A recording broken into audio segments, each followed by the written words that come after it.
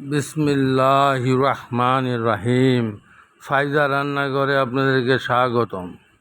আজকে ফায়দা রান্নাঘরে আমি একটা নাস্তা খাবো বলে পাক তো আগে করছি, পাকের ভিডিও ছাড়ছি, কিন্তু আমি যে নাস্তা খাইছি ছোট একটা প্লেটে নিয়ে সেই ভিডিওটা ছাড়ি নাই।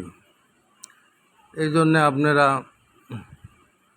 অনেক সময় বলতে পারেন যে কি পাকায়, সেটা কেমন টেস্ট, কেমন মজা, এটা আমি উপলব্ধি করতে পারি, কিন্তু সবারই তো উপলব্ধি করাইতে পারি না। এই জন্যে ভাই, এই যে দেখেন আমি রুটি দিয়া, আমি এই যে গরুর ভুঁড়ি দিয়া খাইতেছি। ভুঁড়ি বোঝা অনেকে বলে, মজা কইরা বলে আর কি, ঠাট্টার ছলে বলে ভুঁড়ি বোঝ। এই যে দেখেন আমি ভুঁড়ি দিয়া রুটি খাইতেছি। আপনার এত মজা হইছে, আপনার এই যে রুটির মধ্যে জিনিসটা লাগছে আপনার তখনই বুঝতেছেন কত লেভেলের একটা টেস্ট হয়েছে। এই জন্যে ভাই, দোয়া করি, দোয়া চাই, মাপ করি, মাপ চাই, দুনিয়া ক্ষণস্থায়ী, আখেরাত চিরস্থায়ী।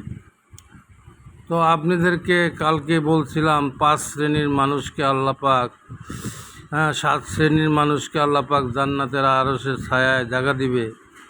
প্রথম এক ব্যক্তি ন্যায়পরায়ণ বাদশাহ, দ্বিতীয় ওই যুবক যৌবনে যে আল্লাহর ইবাদত করে, তৃতীয় ওই ব্যক্তি যে যার দিল মসজিদে ঝুলিয়া থাকে, চতুর্থ ওই ব্যক্তি যে আল্লাহর জন্যে কারোর সাথে সম্পর্ক জোরে, আল্লাহর জন্যে আবার সম্পর্ক ছাইরা দেয়, পঞ্চম ওই ব্যক্তি যৌবনকালে রাস্তা দিয়ে হাইটা যায়, সুন্দরী মেয়ে তারে নির্জনে ডাকে, আর ওই যুবক বলে আমি আল্লাহকে ভয় পাই।